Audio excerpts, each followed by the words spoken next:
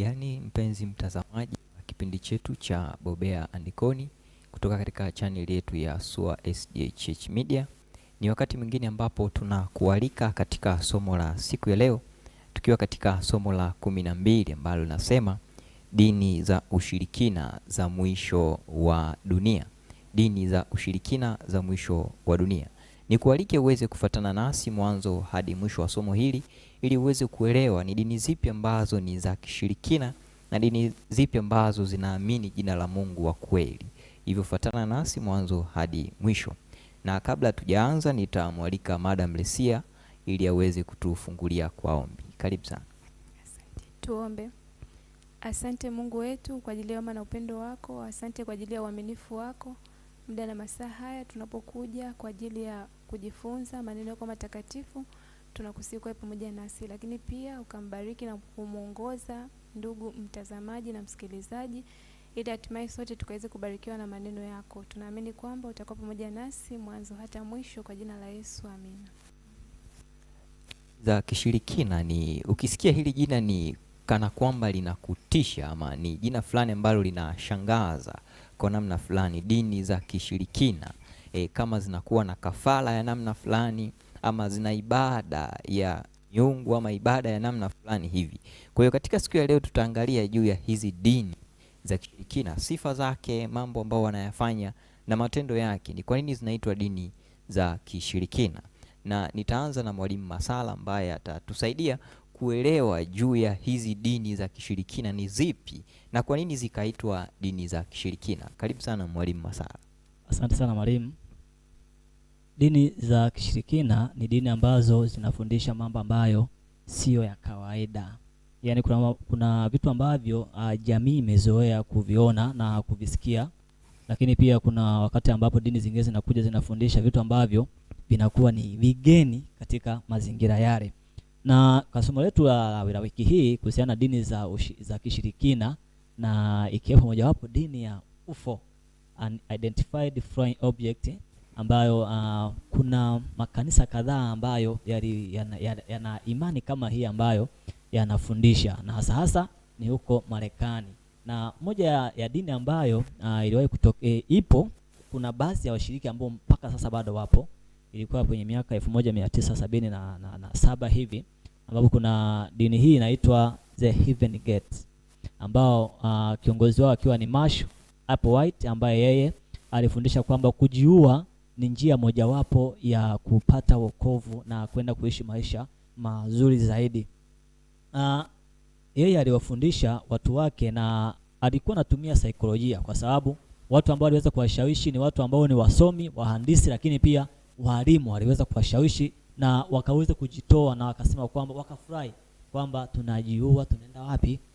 Tunaenda nyumbani. Sasa katika mazingira ambayo tulionayo kipindi cha nyuma, pia tukirejea kwa kanisa la awali, kanisa la mitume, tunamwona mtume Paulo naye alishtakiwa na akapelekwa gerezani na akafungwa kwa namna ya kusema kwamba anafundisha vitu ambavyo havieleweki. Tunasoma kwenye Matendo ya Mitume 20 na kuanzia 24 na kuendelea, utaona jinsi ambavyo Paulo anajaribu kujibu mashtaka. Lakini pia kipindi cha nyuma Walumi waliwashtaki hawa kanisa la awali, wakisema kwamba wanafundisha imani ya kishirikina, yani jambo ambalo sio la kawaida, la kwamba wanakula nyama za watu. Lakini pia walisema kwamba unajua kitu chochote ambacho ni cha kishirikina tunakifanya kisirisiri. Sasa viongozi wa kanisa la awali, Walumi, wao waliona kwamba wanafanya mambo yao kisirisiri, na kwa hiyo hata mtazamaji, ukiwa unafanya jambo lako kisirisiri, wewe ni mshirikina.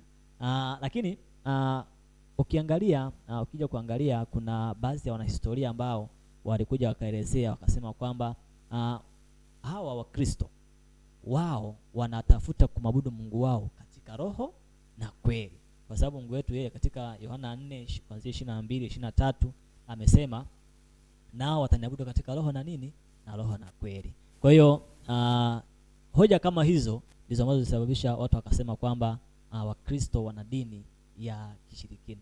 Asante. Nashukuru sana kwa ufafanuzi huo mzuri. Nadhani ndugu mtazamaji, umewahi kukutana ama umewahi kusikia tu mahali fulani mtu anasema hiyo dini yako ni ya kishirikina. huenda umewahi kukutana na hiyo hali ama umewahi kusikia kwa mtu fulani hivi.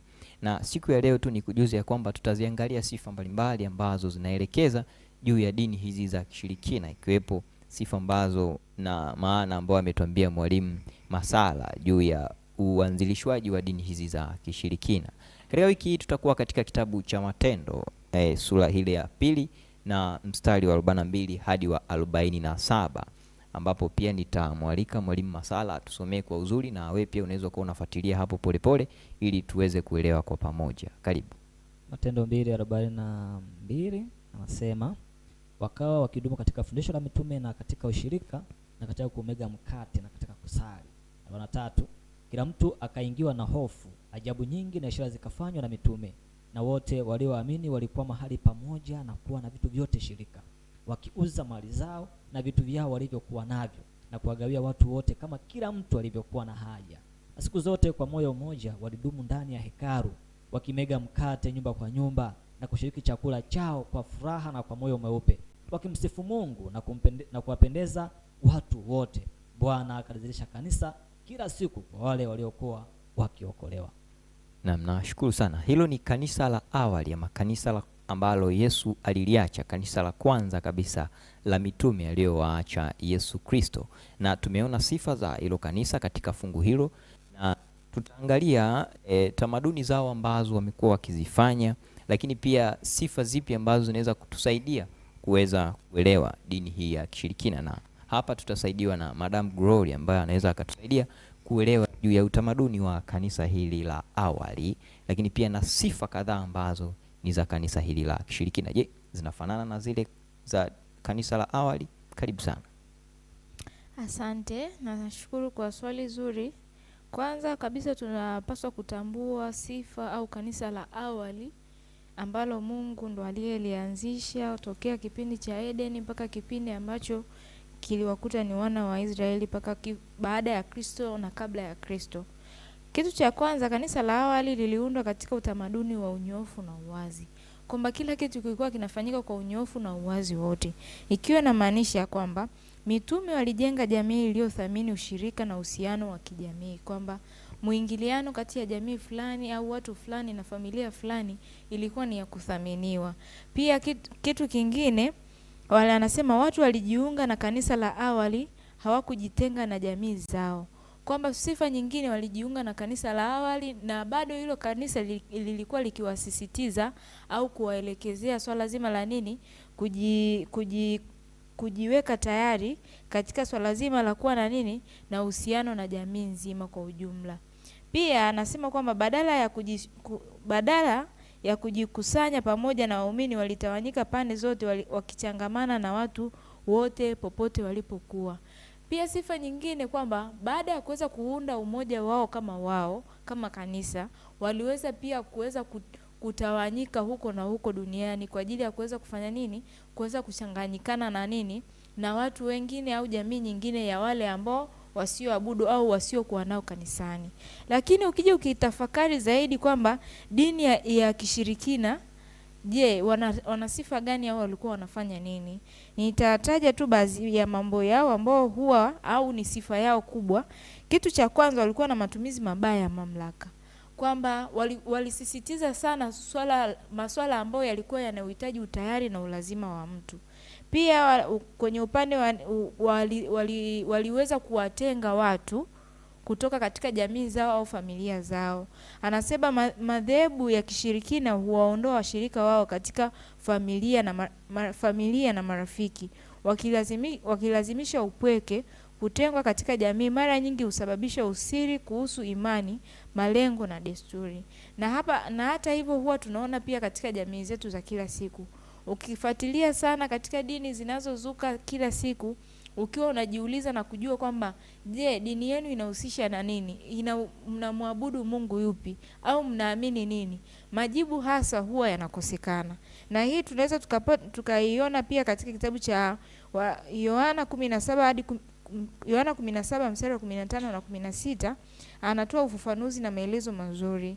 Na pia anaendelea anasema hivi, badala ya kuwaondoa wanafunzi wake katika jamii ya Kristo, aliwafundisha kuwa tayari katika dunia lakini si kuwa na dunia, Kwa hiyo ni kitu kingine ambacho kinatofautisha kati ya dini ya awali au dini ambayo ipo katika maandiko matakatifu na dini ambayo ni ya nini? Ya kishirikina. Jambo jingine hapa anasema kwamba ni unyonyaji wa kifedha na kihisia, kwamba madhehebu ya kishirikina wamedanganya washiriki kujitoa katika masuala ya manini ya fedha, na ndio maana hujitoa tayari sana katika ujenzi, kujenga makanisa ya fahari au vitu ambavyo vinawavutia na kuwapa muonekano mzuri katika swala lao la ibada. Lakini dini ya awali anasisitizia au aliweza kuongea katika Wakorintho wa pili 9:7, aliweza kuonyesha kwamba Kristo kinyume chake anathamini utoaji wa hiari. Sawa, kwamba kile kitu ambacho Mungu alichokubariki na kile ambacho ulichokipata, Mungu ndo anataka ufanye nini? Uweze kutoa. Na ndio maana hata katika masuala ya matoleo tunasisitiza, au Mungu anadai 10% tu kati ya 100%, ambapo ukiangalia kwa hali ya kawaida ni 1% ndogo sana au ni 1% chache. Hayo ni mambo kadhaa tu ya utofauti ulioko kati ya dini ya awali pamoja na dini za kishirikina. Asante. Na nashukuru sana kwa ufafanuzi huo mzuri. Nadhani ndugu mtazamaji umepata picha juu ya kanisa hili la awali lilivyokuwa na unyoofu lakini pia na uwazi. Lakini pia tumesaidiwa kufahamu baadhi ya sifa ambazo zinaweza zikatumika kulinganisha ni dini ipi ambayo inakuwa ni ya kishirikina. Kwa unaweza ukatumia sifa hizo kulinganisha ndani ya dini ulio nayo. Yako madhehebu mengi sana ulimwenguni mpaka sasa ambayo yanafanya imani mbalimbali na yanafanya mambo mbalimbali katika ulimwengu huu, ukiacha Tanzania lakini pia na nchi nyingine. Lakini siku ya leo tutatamani tuangalie juu ya dhehebu moja la Kiadventista, wanaitwa Waadventista wa Sabato. Na katika siku ya leo tutasaidiwa hapa kuelewa kwa namna gani tunaweza kutofautisha dini hii ya Waadventista wa Sabato na dini za kishirikina. Je, ni miongoni mwa dini ya kishirikina? Madam Lesia atatusaidia kwa uzuri kuelewa kama na Waadventista wa Sabato ni miongoni pia. Karibu sana madam kwa ufafanuzi mzuri. Karibu. Kanisa la Waadventista wa Sabato ni kweli ni miongoni mwa madhehebu ambayo yanashutumiwa au yanatuhumiwa kuwa ni miongoni mwa madhehebu ya kishirikina au dini za kishirikina. Na unapoangalia kwamba wengi wanaoshutumu, kwa nini wanasema hivyo? Kwa nini wanasema kwamba ni kanisa la Waadventista wa Sabato ni miongoni mwa dini au madhehebu ya kishirikina? Ni wapo ambao wanasema kwamba wakitazama ile mitazamo kwamba wanasema kwamba Waadventista wa Sabato mara nyingi kwamba ni watu wenye misimamo mikali sana. Mafundisho yao ni mafundisho ambayo ni makali sana, na wakati fulani hata wanashawishika kuambizana hata wao kwa wao kwamba Waadventista wa Sabato basi wanyima watu uhuru wa kufanya baadhi ya mambo fulani, wakiwalazimisha kufanya kile viongozi wao wanahitaji waweze kukifanya.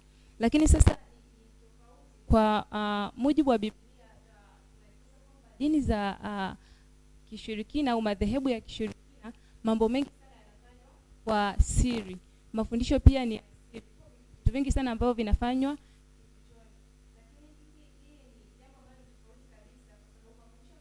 La Waadventista Sabato ni mafundisho ya wazi. Mikutano mingi ni ya wazi, ujumbe wake ni wa wazi kabisa, na mambo ambayo yanafanyika pia ni mambo ambayo yanafanyika kwa wazi. Kwa si sahihi kama wengi wanavyodhani kwamba kanisa la Waadventista wa Sabato pia ni miongoni mwa makanisa ambayo ni madhehebu ya kishirikina. Na nashukuru sana kwa ufafanuzi huo mzuri, na umeelewa jinsi gani ambavyo kanisa la Waadventista wa Sabato kutokana na mafundisho yake yanalinganishwa na misingi ya Biblia kama ambavyo mwalimu ametuelezea. Kwa Biblia ina kila kitu ambacho kanisa hili linakuwa likifanya. Kwa hiyo kama lina sheria ambazo zinaonekana ni nyingi, kwa namna fulani zipo katika Biblia, na ukisoma vizuri sheria zote hizi ni za upendo ambazo Mungu ameziweka kwa ajili yako. Ndio maana ukiangalia katika makanisa ya kishirikina sheria zao nyingi ama masharti yao mengi ni ya kuumiza, kumwaga damu. Kwa hiyo kwa namna nyingi ambazo tunakuwa tukijifunza, utaelewa ya kwamba kanisa hili ni kanisa ambalo lina mafundisho ya upendo kama ambavyo mwalimu ameweza kutuelezea. tumekuwa tukijifunza mifano mbalimbali kupitia Yesu Kristo ambaye makanisa mengi ya Kikristo yamekuwa yakimjifunza huyu Yesu. Na tunatamani tufahamu siku ya leo, je, Yesu pia amewahi kushutumiwa kama mwanzilishi wa madhehebu haya ya kishirikina? Na tutasaidiwa na Madam Anoda kuelewa kama Yesu pia amewahi kukutana na tuhuma za namna hiyo. Karibu sana mwalimu. Asante sana mwalimu. Yesu kama kielelezo chetu na kiongozi mkuu kwa kanisa letu la Adventista wa Sabato ni miongoni mwa kiongozi ambaye aliwahi kushutumiwa kwa ni kiongozi wa kishirikina, kama vile kupinga taratibu za kiserikali na mambo kadha wa kadha ambayo alikuwa akiyapinga katika jamii. Lakini pia katika mafundisho yake na wanafunzi wake walikuwa wanapenda kujitenga na kwenda sehemu za peke yao, wakawa wanawaona kama vile ni watu ambao ni washirikina. Na hata katika hali ya uhalisia tu katika jamii, ukiwa mtu ambaye unapenda kujitenga sana, watu watakuambia wewe ni mshirikina. Ni kweli mwalimu, watu wanakuambia wewe ni mshirikina ukiwa unajitenga sana. Kwa hiyo hata Yesu pia aliitwa mshirikina, lakini kiukweli Yesu wetu sio mshirikina, maana yeye alikuja na akafunua ukweli wazi wazi kupitia maandiko matakatifu. Lakini pia kitabu cha Ufunuo 19 mstari wa 10 inasema ya kwamba, nami nikaanguka mbele ya miguu yake ili nimsujudie, akaniambia, angalia, usifanye hivi. Mimi ni mjoli wako na wa ndugu zako walio na ushuhuda wa Yesu. Msujudie Mungu, kwa maana ushuhuda wa Yesu ndiyo roho ya unabii. Kwa hiyo Yesu Kristo ambaye alikuwa na mafunuo ya wakati ujao, alikuwa pia akiitwa mshirikina, kwa sababu anawezaje kujua mambo yanayokuja mbeleni? Na ukiangalia jamii ya hapo awali walikuwa wanaona kama vile ni mtu ambaye ana ushirikina, lakini yeye alikuwa ni Mungu, amejazwa na roho, anatabiri mambo yajayo. Kwa hiyo kiufupi mwalimu, Yesu hakuwa mshirikina. Amen. Nashukuru sana. Yesu pia amewahi kukutana na tuma hizo, lakini pia mwalimu ameweza kuelezea kwa uzuri ya kwamba hakuwa mshirikina kwa sababu ya mambo aliyokuwa akiyafanya. Ndio maana tunaona miujiza yake ilikuwa ya wazi, si ndio? Na kila kitu alichokifanya kilikuwa cha wazi. Natamani nije kwako mwalimu Masala, kwa namna ya pekee uweze kutuelezea ni uzoefu gani ambao unaupata ama unaupitia pale mtu anapokuambia dini yako ni ya kishirikina. Uzoefu gani ambao unaupata ambao huenda mtazamaji pia akaweza kupata funzo hapo? Karibu sana. Asante. Ni uzoefu ambao ni mgumu, lakini pia tunapaswa kukubaliana nao kwamba kila mmoja anaweza akatoa mawazo yake kulingana na ambavyo yeye anaona. Na kwa sababu hiyo hawa watu tunapaswa kuwasaidia. Petro wa kwanza 3:15 amesema tusiache kuwajibu watu ambao wanaulizia kuhusiana na tumaini letu ambalo tulilonalo. Kwa hiyo lazima tuwaambie. Matendo ya Mitume 2 ambao tumesoma 2 aya ya 44, nitasoma kuanzia 45 na 46. Nasema hivi. Nitasoma 44. Na wote walioamini walikuwa mahali pamoja na kuwa na vitu vyote shirika. 45. Wakiuza mali zao na vitu vyao walivyokuwa navyo na kuwagawia watu wote kama kila mtu alivyokuwa na haja. Kanisa la awali, kazi ambayo lilifanya ni kuhakikisha kwamba kila mmoja anafanyaje, anapata mahitaji yake pasipokuwa na nini, na utengano wowote. Dini ya kishirikina kuna utengano ambao unakuwepo kwamba huyu ni wa viwango fulani. Ni wakati mwingine tunasikia wakati wanataka kwenye maombi kwamba wewe ukiwa na 10,000 maombi yako, ukiwa na 100,000, kwa kunakuwa na nini, na utofauti. Lakini kwa kanisa la awali kulikuwa hakuna tabaka lolote. Lakini pia kanisa langu linafanya vitu vyote kwa uwazi, kama ambavyo walimu wamechangia kwamba hakuna usiri wowote. Jambo lolote ambalo linatakiwa lifanyike ndani ya kanisa au kwa namna yoyote lazima. Shukuru sana kwa ufafanuzi huo mzuri juu ya kanisa na mwitikio wake kiujumla, akituonyesha jinsi gani kanisa lake lilivyo la uwazi, ama kanisa letu lilivyo la uwazi. Natamani nije kwako Madam Glory uweze kutusaidia kwa namna ya pekee sana. Tumeona juu ya kanisa la awali na wanafunzi wa Yesu. Wakati ambapo Yesu anawaacha ndipo wakati ambapo anasimamisha kanisa la kwanza kabisa. Na tumeona miongoni mwa sifa za kanisa la kishirikina ni habari ya changamoto ya matabaka. Viongozi wamekuwa na imani ya kuheshimiwa na kutiiwa kama watakatifu wakati fulani. Lakini pia vipi kwa habari ya hawa mitume? Waliitikia vipi ama walifanya vipi juu ya upotovu huu wa viongozi kutiiwa kama watu fulani watakatifu ambao wanakuwa na kauli katika mambo ya imani? Karibu sana. Asante sana kwa swali zuri.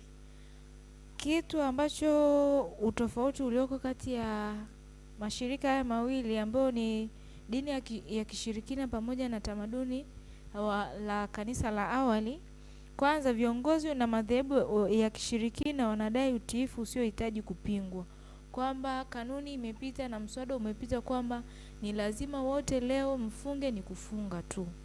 Lakini ukija katika kanisa la awali au hata katika kanisa letu hivi leo, kila kitu kinafanyika kwa nini? Kwa utaratibu na kwa makubaliano fulani. Na ndio maana hata katika maandiko au katika Biblia imeandikwa kwamba kila kitu kifanyike kwa kiasi na kwa nini? Na kwa utaratibu, ikiwa inamaanisha kwamba hakuna yeyote ambaye atakuwa anaumizwa au anafanya nini? Anaonewa. Na pia mfano mzuri ni Yesu Kristo. Aliweza kuishi na wanafunzi wake 12, lakini aliwatengenezea mazingira ya kuwaonyesha kwamba hakuna mtu yoyote ambaye anaruhusiwa kufanya nini? Kulazimishwa kwamba hichi kitu kifanya nini?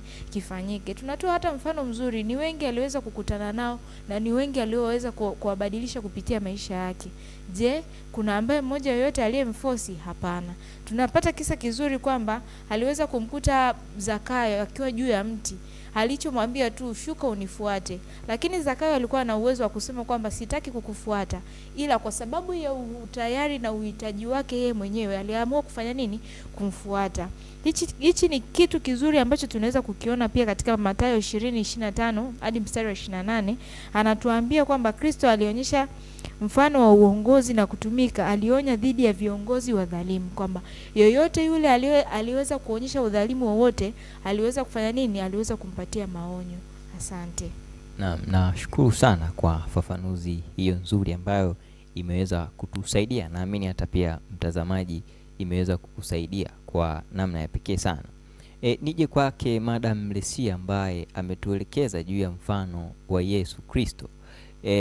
Ni uzoefu gani ama hali gani aliyoitikia Yesu wakati wa tuhuma zilipokuwa zikitolewa? Hiyo hali nadhani inaweza ikatusaidia, lakini pia inaweza ikamsaidia mtazamaji pale anapokutana na tuhuma mbalimbali. Mwitikio wako kwa jamii unakuwaje?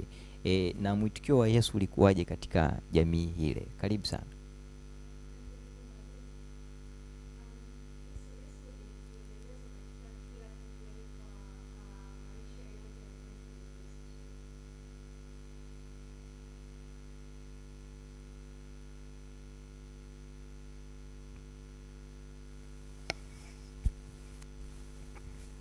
Asante. Yesu ni kielelezo, ni mfano mzuri kwa madhehebu yote. Na Yesu katika kuitikia tuhuma hizo ambazo zilikuwa zikimkabili kwa wakati huo, wakati akifundisha mafundisho ya wokovu kwa wakati huo, zilikuwa ni nyingi sana.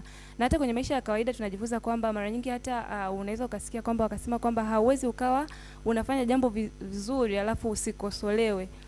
Ni rahisi sana unapokuwa unafanya jambo fulani kwa uzuri au kama vile linavyotakiwa, lazima hautapata kwamba kila mtu atakubaliana na kile unachokifanya. Lazima kuna upinzani ambao utakumbana nao. Sasa Yesu mwenyewe wakati anahubiri alikutana na tuhuma wakimshutumu kwa vile alivyokifundisha kwamba anaeneza, anapotosha kundi la watu akiwaaminisha vitu ambavyo ni tofauti na serikali. Lakini pia sio hivyo tu, hata walimshutumu kwamba alikuwa akiwa anapotosha kundi hilo dogo, lakini akidhamiria kufanyaje? Kupindua serikali ya wakati ule. Lakini Yesu mwenyewe katika kuitikia tuhuma hizo ambazo zilikuwa alidumu kuwa mnyenyekevu, na hakuruhusu yale maneno ya viongozi wa dini walikuwa na wakati ule kumfanya akate tamaa au kukanusha kile ambacho alikuwa ameeleza. Na ndio maana hata ukisoma katika kitabu cha Yohana 18:20 wanapokuwa kimshtumu kwa tuhuma kama hizo kwamba amekuwa akipotosha, akifundisha mambo ya siri ambayo ni mambo ya kigeni kabisa, ni tofauti na serikali na tamaduni za wakati huo, Yesu mwenyewe anasema kwamba yeye hakufundisha jambo lolote na hakusema neno lolote kwa siri. Ameyasema yote katika mikusanyiko, kwenye makanisa na sehemu kama hizo. Na anadumu kuwa mnyenyekevu, na tunachojifunza pia ni kwamba Yesu katika kuitikia tuhuma hizo zote alidumu kuwa mwaminifu hata mauti ya msalaba. Zile shutuma hazikumkatisha tamaa, hata alipoteswa, alipodhiakiwa, bado alikubali kwenda na tuhuma hizo mpaka akakubali kufanyaje? Kufa pale msalabani. Alidumu kuwa mvumilivu kwa kila kitu ambacho kilimkabili. Na ni kielelezo kizuri hata kwa sisi leo, kwa sababu tuhuma kama hizi zipo na sisi tunaishi maisha ya leo. Wapo watu ambao wanaweza kusema hivi, lakini hiyo haimaanishi kwamba ni wakati wetu wa sisi kukata tamaa. Hapana. Yesu ambaye kwa yeye awe ni kielelezo chetu kwamba hata sisi pia tunaweza kuwa waaminifu ikiwa yeye tutamtazama kama mfano au kama kielelezo cha maisha ambayo yaishi wakati akiwa hapa ulimwengu. Nashukuru sana. Huyo ni Yesu ambaye amekuwa kama kielelezo, na nafurahishwa na unyenyekevu wake ambao yeye alikuwa akisalia tu kuwaombea, anasema wasamehe kwa maana hawajui walitendalo. Ndilo ombi letu na ombi langu na ombi lako ambalo natamani ndugu mtazamaji uwe nalo. Kwa dakika zilizosalia natamani nije kwako Madam Anoda. Utusaidie, ni kwa kanisa lako wakati fulani limewahi kukutana na tuhuma zipi ambazo zimewahi kulikumba kanisa lako, na wewe ili kuathiri vipi juu ya hizo tuhuma katika kanisa lako? Karibu sana. Asante sana mwalimu. Kanisa langu kiukweli lina tuhuma mbalimbali. Watu wanasema ya kwamba, miongoni mwa watu wanasema ya kwamba kanisa la Adventista wa Sabato ni kanisa ambalo linaamini sana maandiko ya Mama Ellen G. White kuliko Biblia. Kiukweli niliwahi kukutana na hili swali mwalimu. Kiukweli iliniumiza sana, lakini nikasema siwezi kukata tamaa, lazima nimwelekeze huyu kijana ni nini asichoelewa kuhusu kanisa langu. Nilimwambia ya kwamba kanisa letu limejengwa katika msingi wa imani ya Biblia, lakini maandiko ya Mama Ellen White yanafunua na kueleza ukweli halisia wa matukio ya siku za mwisho, lakini pia kuhusu mwanzo ulikuwaje mpaka mwisho wa Biblia. Kwa hiyo tuhuma hii ya kwamba kanisa letu linaamini sana maandiko ya Mama Ellen White kuliko Biblia si la ukweli. Hebu tusome kitabu cha Ufunuo wa Yohana 12 na ile sura ya 17. Inasema, joka akamkasirikia yule mwanamke, akaenda zake afanye vita juu ya wazao wake waliosalia.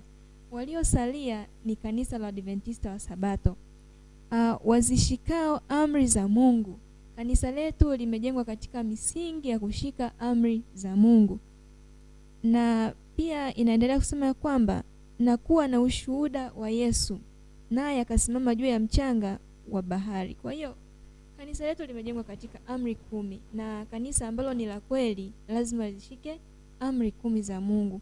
Lakini tukisoma pia kitabu cha Ufunuo wa Yohana 19:10 nasema ya kwamba, nami nikaanguka mbele ya miguu yake ili nimsujudie, akaniambia, angalia, usifanye hivi, mimi ni mjoli wako na wa ndugu zako walio na ushuhuda wa Yesu. Msujudie Mungu, kwa maana ushuhuda wa Yesu ndiyo roho ya unabii. Ushuhuda wa Yesu ndiyo roho ya unabii. Mama Ellen White yeye anafunua tu maandiko, lakini kanisa letu limejengwa katika msingi ya imani ya Biblia. Asante. Nashukuru sana. Naamini ndugu mtazamaji umeweza kuelewa kwa uzuri juu ya somo hili linalozungumzia dini za kishirikina.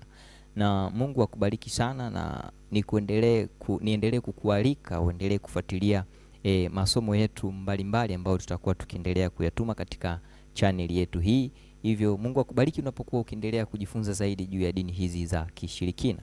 Na kabla hatujatamatisha, nitamwalika Madamu Anoda atatupatia ombi na tutakuwa tumemaliza. Karibu sana. Tuombe. Uhimidiwe Mungu wetu ambaye umetuwezesha hata tumeweza kufasiri somo hili zuri kuhusu imani za ushirikina. Bwana wa mbinguni, tusaidie sana sisi pamoja na watazamaji wanaotufuatilia tukuelewe vile ulivyo, na tusije tukapotoshwa na madhehebu ambayo yana mafundisho ya siri ambayo hayatokani na maandiko yako matakatifu. Tusaidie sote tusiwe tu wasemaji wa neno, bali tuyaishi haya tunayojifunza katika sabato hii. Katika siku hii inapoendelea, tunaomba Bwana wa mbinguni utulinde kwa pendo lako kuu. Katika jina la Yesu Kristo naomba na kuamini, amen.